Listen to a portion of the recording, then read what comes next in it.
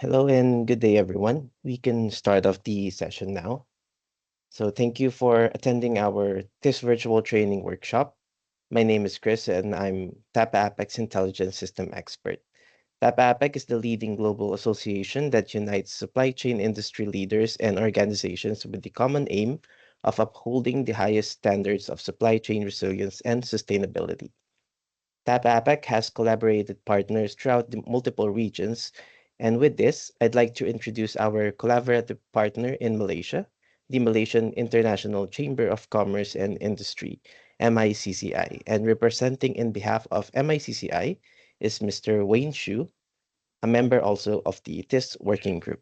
Good afternoon, members of TAPA and members of MICC and all the participants today. It's great to see you all today at the TAPA TIS webinar workshop.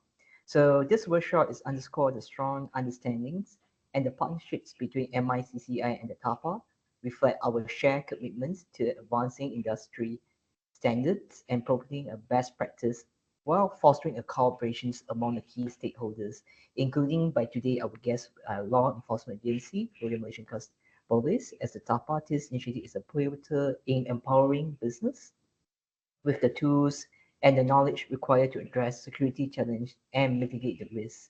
So actually, on behalf of MICCI, I extend my gratitude to the organizer, speakers, and the participants for your unwavering commitments to this important initiative.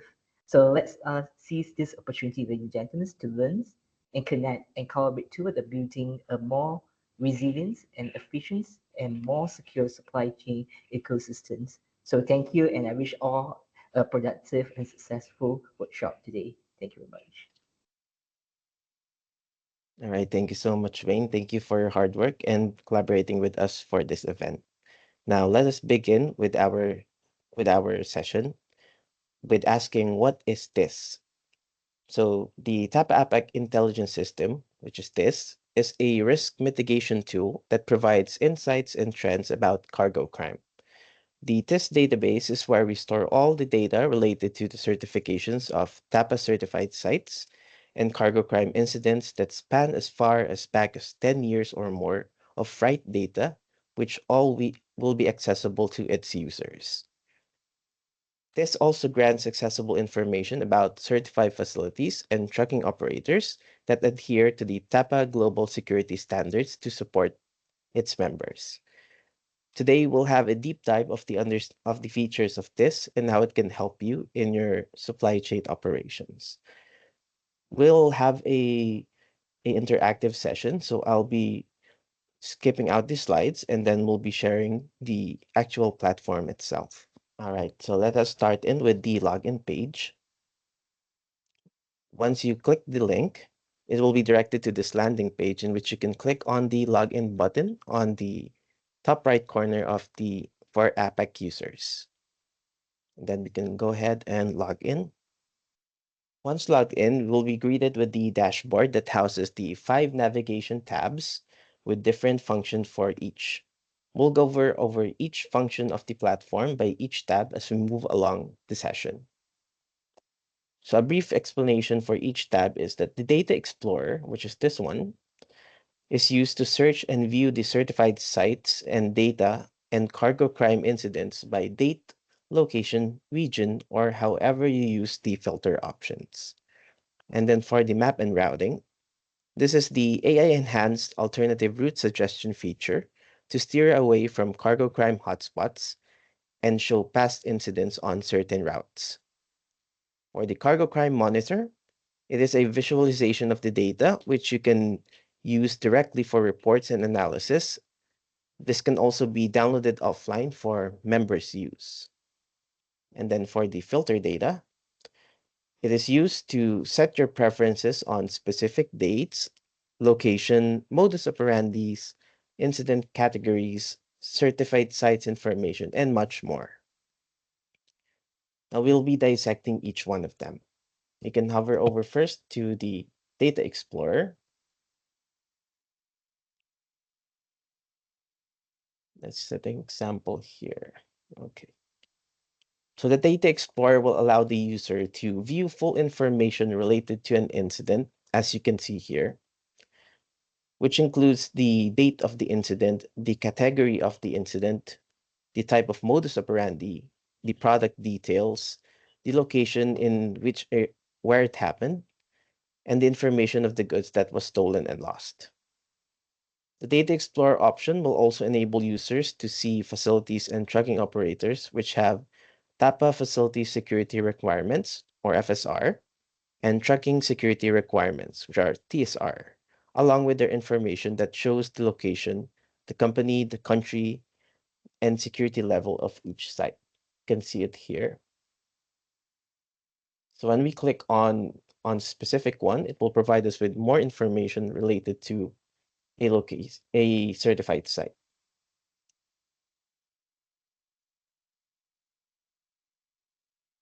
as well as for the TSR locations.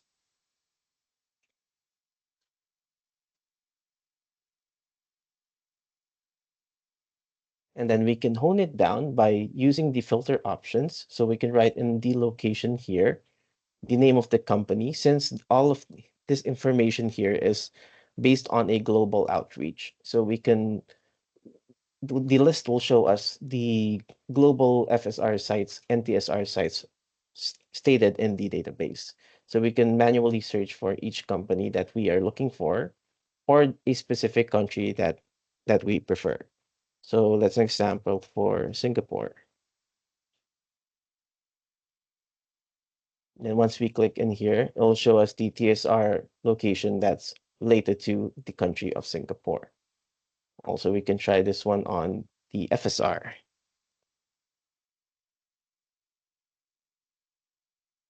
Then it will show us everything that's related to the FSR locations within the country of Singapore.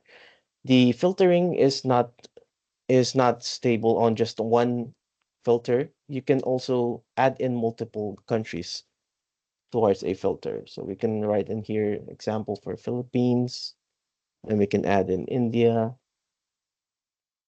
and it will still show us all of them combined together. And then also related to the FSR and TSR locations, we can click on the certification document that they have. So we can click on download. I already downloaded some samples here so that we can have a look. So this will show their proof of certification with TAPA.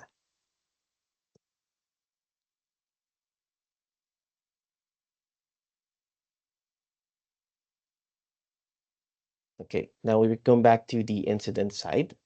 So the incidents related to the Data Explorer only shows based on what's the default that's written on the date of incident. So if you want to view more, we can go as far back as your preferred number of years. So you can see it here that we can go even as back as the year 2000. But for the purpose of our session today, we'll just keep it for a brief, like 2 years. So we can click on 2023 until the present date.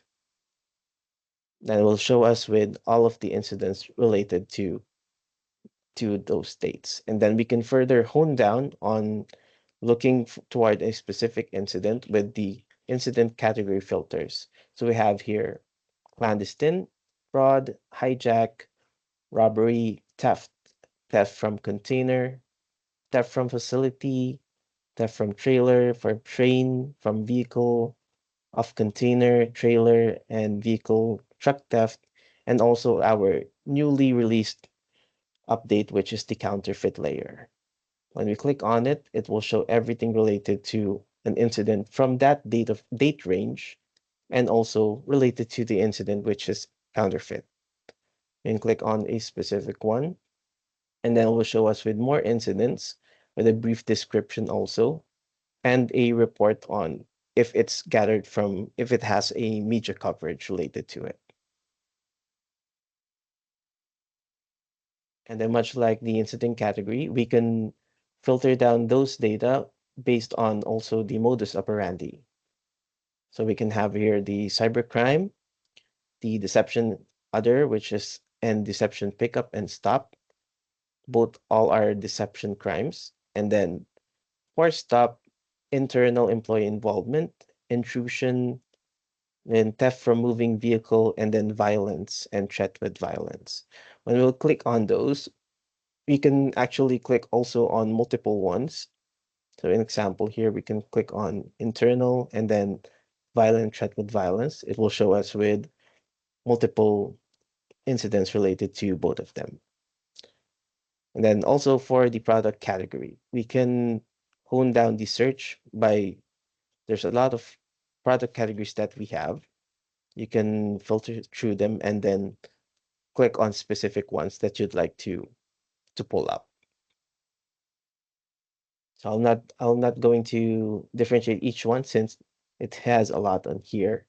And then for the location type, we have the third-party facilities, the destination facilities, and en route shipments, and then maritime, aviation, parkings, unclassified parkings, and then railway facilities and secured parkings and retail stores. So those are all under the location type. And then we can further hone down it with using the country option. Let's say an example here. Let's just write in India. And then it will show us related to the date of range, and then your preferred modus operandi, and then the country of preference. So all of the data related to your set filtered data. And then this information is also downloadable for members. You just need to send us an email so that we can provide you this information. When you send us an email, you can write in your preferred filtered preferences, and then we can do it for you and translate it to an Excel file, which we can forward back to you. Okay, so I believe this is about all the information that we need for the Data Explorer. We can hop now to the map and routing.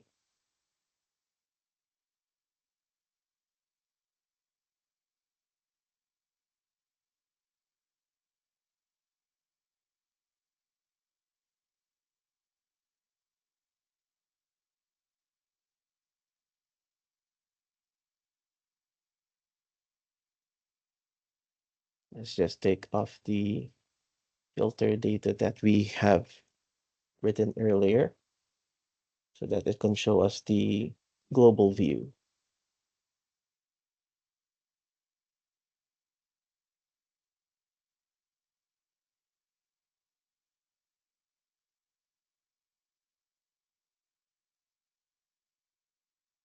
All right, so while we wait for it to load, I've already preloaded an actual map site since the data is pulling from the global database, so it will tend to load up quite a bit, about a minute or two. So now we can just use the ones that I've already preloaded here.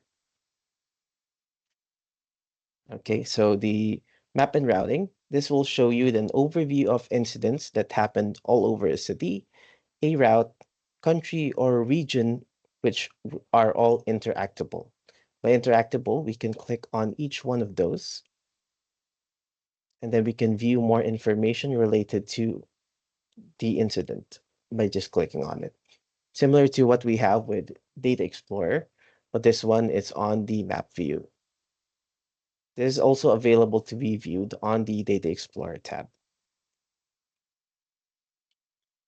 So, so as long as with the map and routing here, this has built an AI resilient route planning tool, which helps with suggesting alternative, safer routes to keep employees, assets, and cargoes safe by gaining a deep understanding on the local areas and regions where cargo crime groups are most active.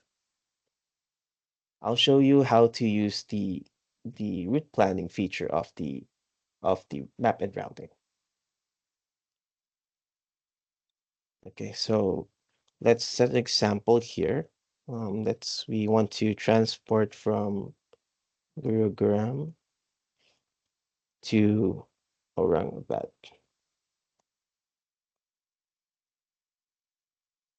You can write in here the point A to point B and then click on search.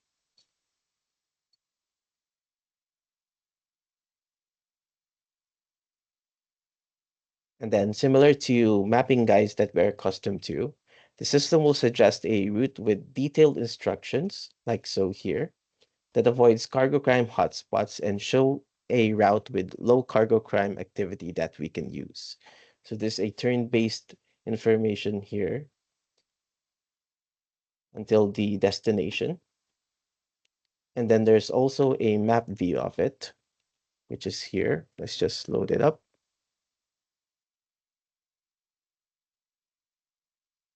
You're able to see here the line. That's the route that we are following. And it tries to steer clear of majority of the cargo crime incidents that happened toward that route. Also, you will able to see the location of TAPA certified FSR and TSR sites along the way if you click on the TSR and FSR location tabs while using the route planning tool. Let's see an example here.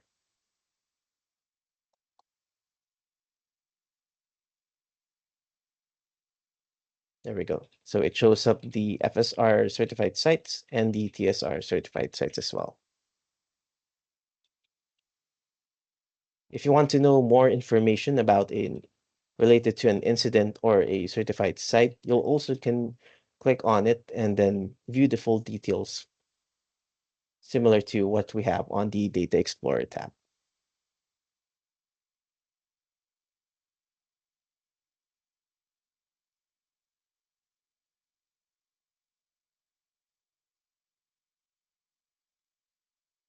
Okay, so for some of the features of the route planning tool, we have the bookmarks, and then we have the options. We'll go first with the options. So using this feature, we can click on the limit displayed data records to those near the route. So when we click on those, the system will automatically only highlight the cargo crime incident and also the FSR and TSR locations that is based on the route that we are following.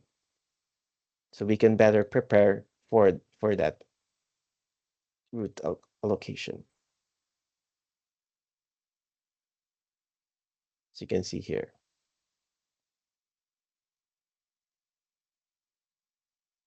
until the destination. So we have here one incident here along the way, which is a intrusion type from a facility. So we can be more cautious related to that area. This happened on April 2024.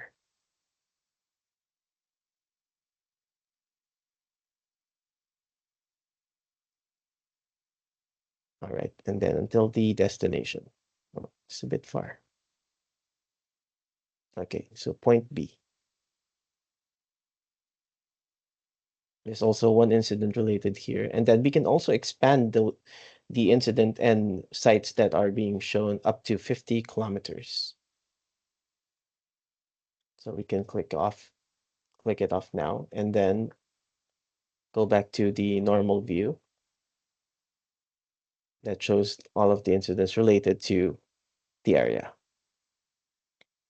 And then for the bookmarks, if your main operations is based on using this tool frequently, you can make some bookmarks on it so that you can save your routes and the system automatically provides you the route suggestion feature with just clicking on it. So like an example here, you can click on one.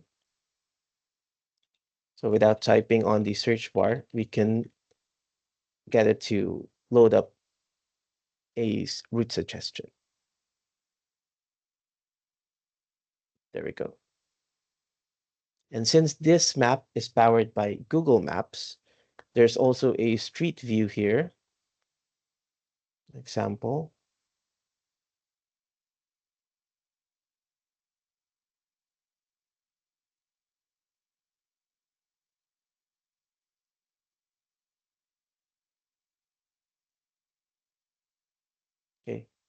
So we can have a street view from the map side.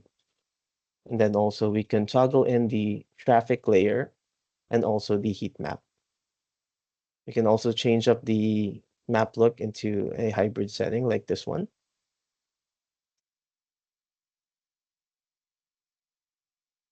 But I mainly use this one so that it'll be more clear and easier to follow. And then on the right portion here, you can see all of the icons related to the map, which explains for what type of the incidence is related to it. So it's all written here. And then for the F, it's for the FSR locations. And for the letter T, it's for the TSR locations.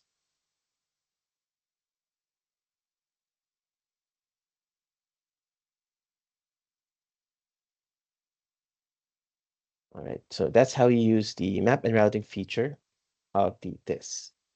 You can turn off the toggles here if you don't prefer them, or if you don't need some of them, you can just turn it off and then turn on some,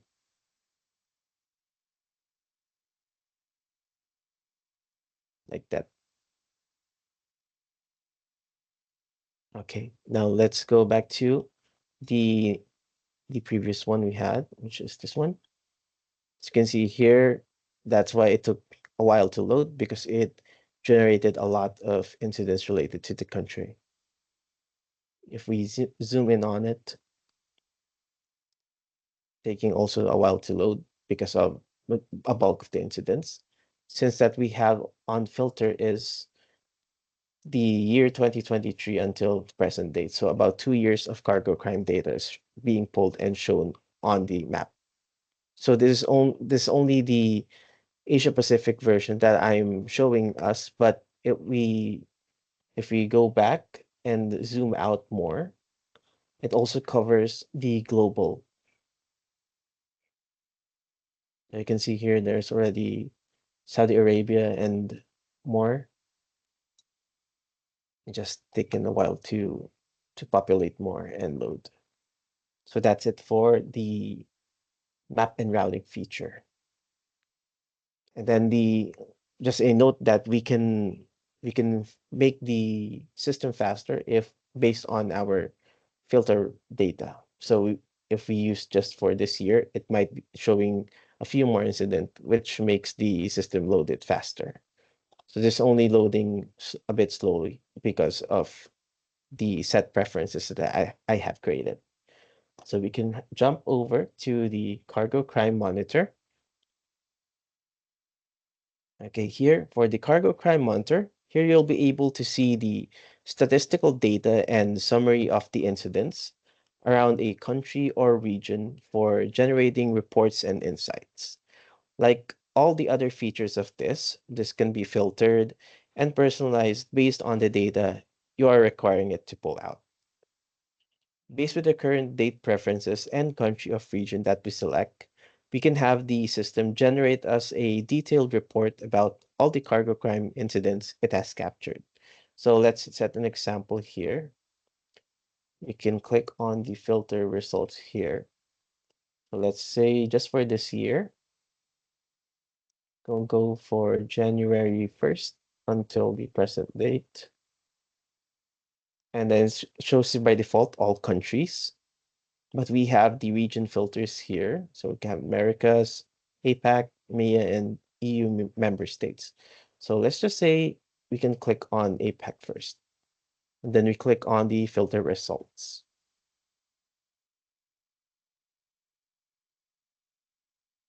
Okay, so it generates us with a number of incidents occurred around the APAC region, which 477 have occurred for this year. And next, it will show us the average loss value for the incidents related and the total loss value for all the incidents in our current filter preference. We can click on the upper right corner here to actually, this is actually a new feature of this, which we can translate now the amount to US dollar version. Okay. And then we click on filter again. There we go. Okay. So under them, we can view the number of incidents recorded per country from highest to lowest. I would also like to note that the number of incidents shown corresponds only to the data being submitted to this. So there's a number of incidents here based on per country, and there's 3 pages here. Under this data, will show us the biggest single loss that was reported based on the date range we have chosen. So for this year, from January 1st until the present date, the biggest loss that we have received from this is a counterfeit incidents from the Philippines, which we can view here for more information.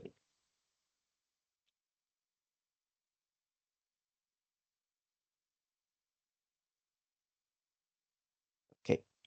Then the percentage of the incidents stating a value, as not all the incidents submitted provide a loss amount. So the loss value that we have here only shows the sum for the incidents that stated their loss value.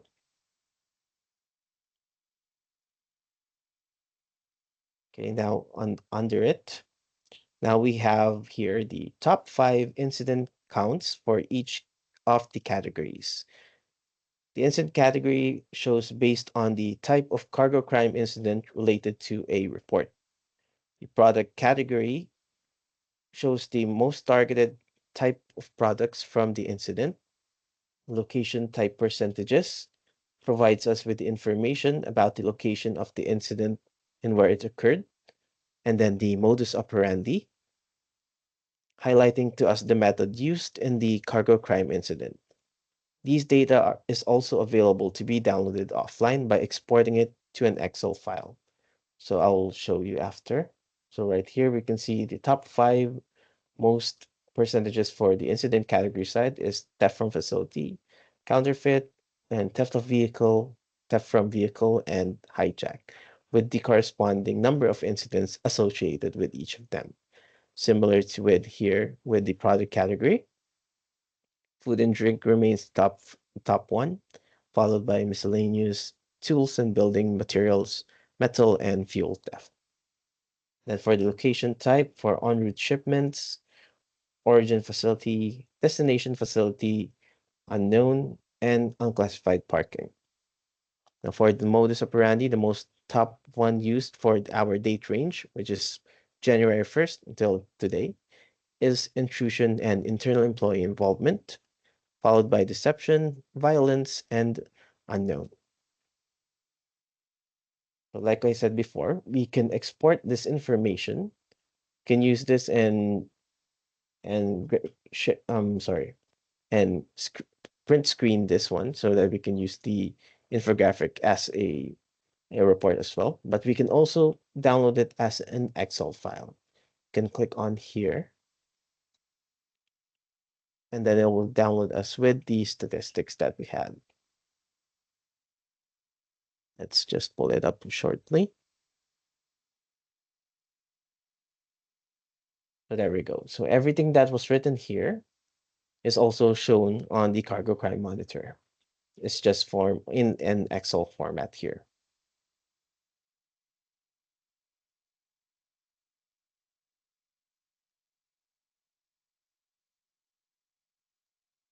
Okay, so that's an example for the Cargo Crime Monitor. So we can also do this for specific countries that we prefer, and then we can also do it for all countries and then other regions. So this does not limit you to just using the Asia Pacific filter. You can go as far as look for other information related to other countries, which this has coverage and captured data incidents as well. So if we click on the all countries here, you can see here that there's a total of 60,000 incidents for our date range, which is this for this year. And then the average loss and total loss also updated and changed their numbers, and also for the countries here. So everything's also changed up. Then we can also download this data by exporting it as an Excel file. Now on the comparison here, when we click on it, hold on. There we go. So this comparison tool is providing us information based on the information that this has been receiving on a month-to-month and on a year-to-year basis. So this changes per month and is based on the information and data that this has been receiving. It includes the incidents that it has received and also the FSR locations and TSR locations that is being uploaded to this on a monthly basis.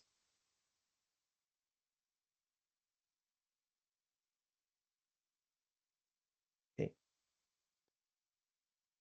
right? So then we can hover over to our next tab, which is the filter data. Now, clicking on the filter data allows us to personalize to our preference the data this will be showing us. So much like what we were doing before on the Data Explorer and also the map and routing, we have the similar information here.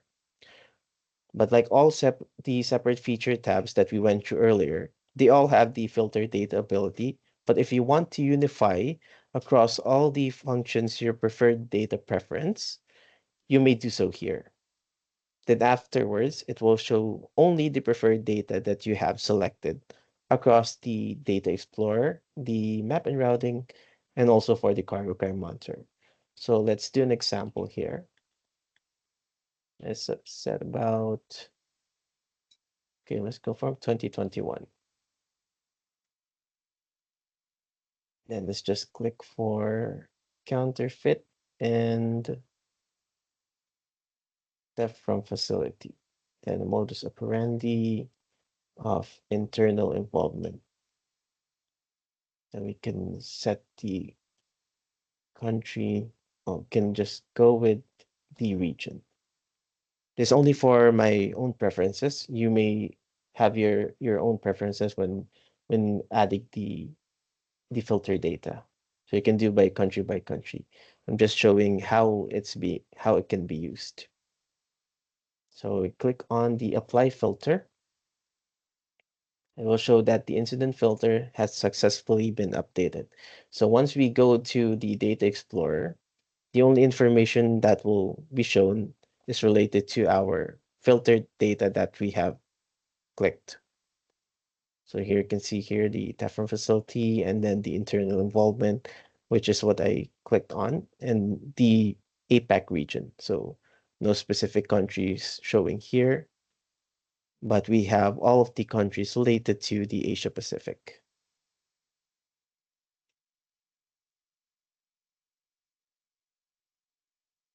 And similar to this one, when we click also on the map and routing, it will show us based on the one we clicked on and used as our preference.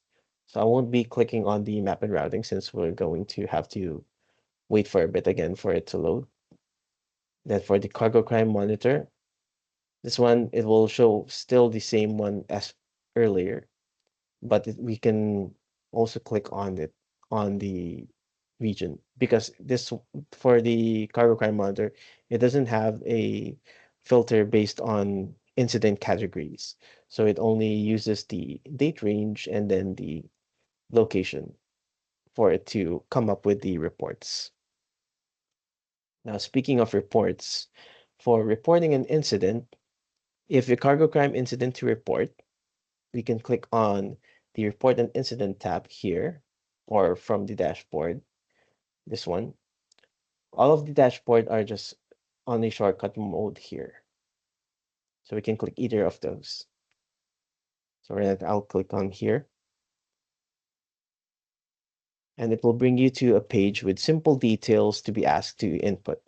So please fill up as much information you have regarding an incident if you're able to, as this will allow us to have better accuracy on an incident. But for the basic information that this requires, it's only highlighted in red, like so here. So for the date of the incident, the type of category that falls under it, the modus operandi, and a short description of the incident.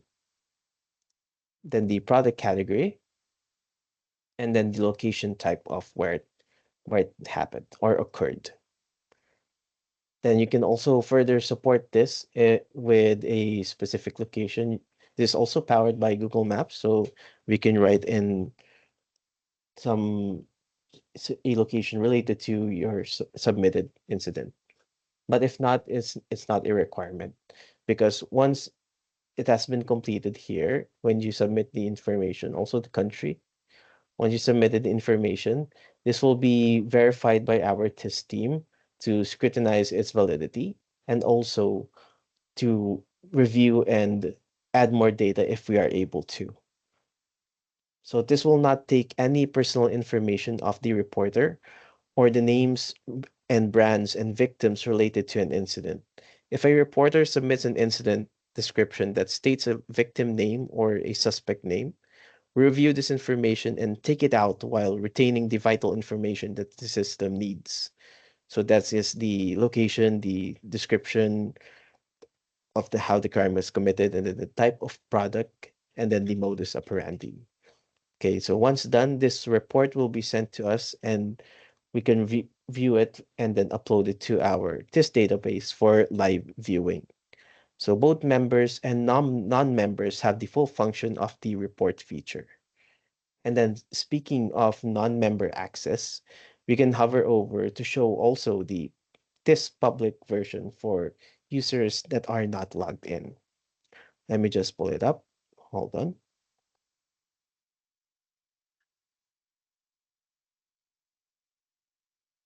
Okay, so here we have the public version of TIS. So as you can see here, we have the similar category functions that are available also same with the logged-in version, but there are limitations associated to each. So for the Data Explorer, when we click on it, it will only provide us with the last 30 days of incidents from the date of access, and we are not able to filter down to our preferences. So won't be available here. Also, when clicking on an incident, like what I did here, let's click here. It will not show us with more details. Rather, the system will ask us to log in to see this information. There's also a similar thing for the FSR and TSR category. So when we click on it, it will show us the list of certified sites, but we won't be able to see more information or filter it down based on our preferred location. Clicking on them will also prompt the system to ask you to log in. So no updates here, just the general information. Okay, and then for the map and routing will still show us similar functions that but will lack the historical data to provide the enhanced route suggestion. So let's say that here. Let's go back to the Asia Pacific.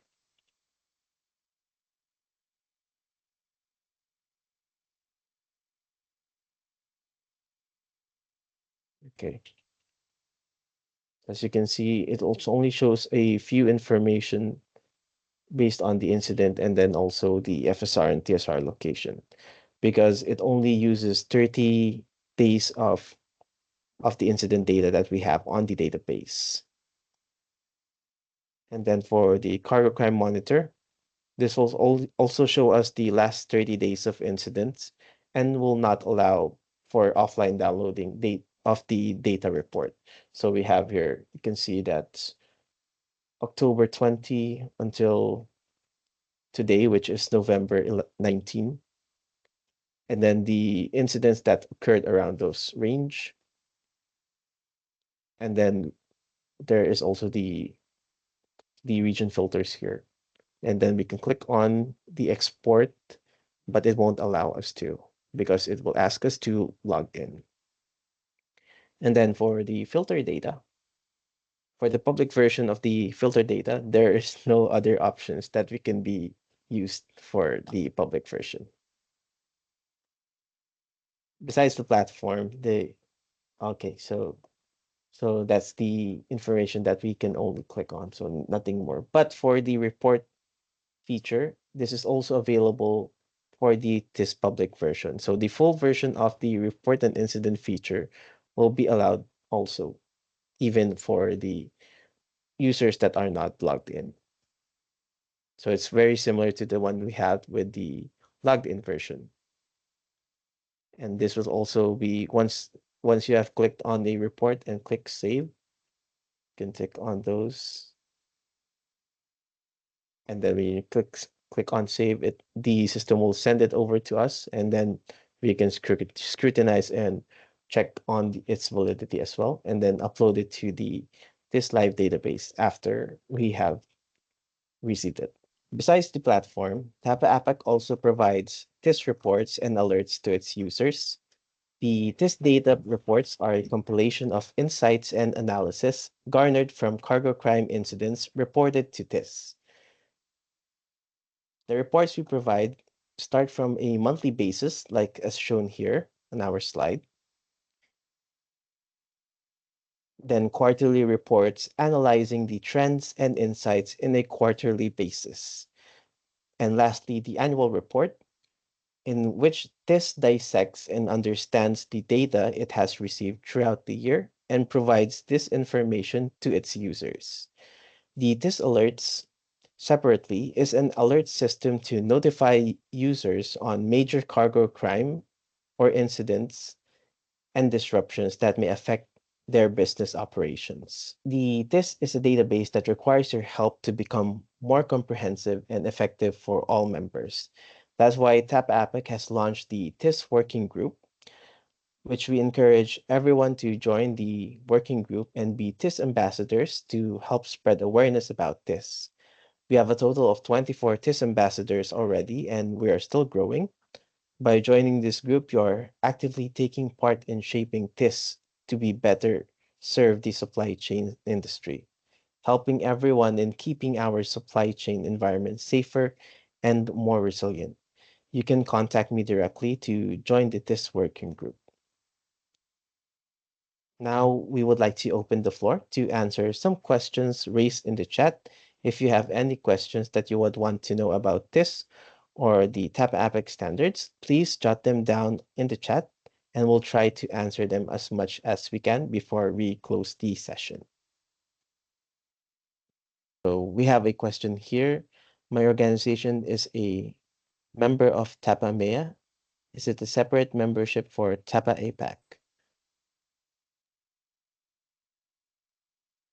Yes, Okay, so hello. yes, Um, go ahead, Madhu. yeah, Chris, this is Madhu here. Good afternoon, everyone, and nice to see you all again. And apologies for the initial technical glitch which happened. So we are going to send out the recording to all the people who have registered, and we will also fix the technical side at the back end moving on. Thank you for your support and understanding. For the question, Deepika, thanks for raising it. Nice to connect with you, Deepika. I've sent you a short chat also, and thanks for joining. Yes, the membership in EMEA is different from a TAPA APAC membership. And I'm glad you raised this question because of our non-profit status in different regions. We are registered and administered locally by local regulations. So the APAC membership is different from the EMEA membership. Thank you. All right, thank you, Madhu. So just everyone, you can just write in your questions if you have more.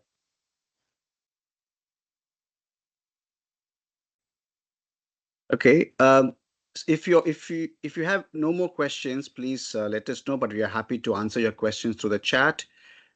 Just to let you all know, TAPA in Asia Pacific is rolling out lots of new standards. Please stay tuned to our LinkedIn posts. There are various initiatives and engagements happening in the next few months. And also, we want to bring it to your notice that the standards that we are rolling out is is not only for your organization as such, but you can also connect with your vendors and your suppliers upstream and downstream, and ensure that you have a seamless, secured, and resilient supply chain operations moving forward. So please look forward from our side on the new cybersecurity standard coming up, on the business continuity planning standard coming up, and we are launching we are kickstarting the working group for the business for the brand protection standard. It's called the BPS. Please, if you have any queries, please write to info@tapa-apac.org. We're happy to answer you, and we look forward to see many more engagements with you in the coming months and weeks. Right. So, any more questions? Please let us know. We're happy to take it up now, or you could drop it us on info@tapa-apac.org. Thank you, Madhu. Thank you, Chris. All right, so in respect to everyone's time, maybe we can close off the session. Okay, hold on.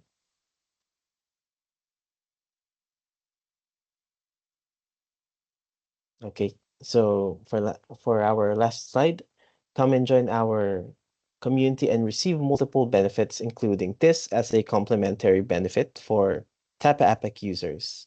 You may email membership at tapaapac.org for inquiries. And then thank you again, everyone, for coming to our TIS training workshop. I hope you have found this session productive and insightful. Thank you.